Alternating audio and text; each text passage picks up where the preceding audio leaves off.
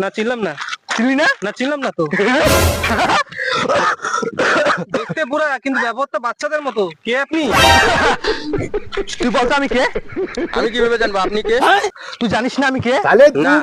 তো 5 ঘন্টা ধরে তুমি রিক্সায় কেন ঘোরাচ্ছিস? তুই কি চাইস? তুই কি আবার আমাকে চাইস না তো? আপনি কি পাগল নাকি? কি কথা বলছেন? পাগল? ও এইসব কথা ছাড়ো, আমার রিক্সার টাকা দাও।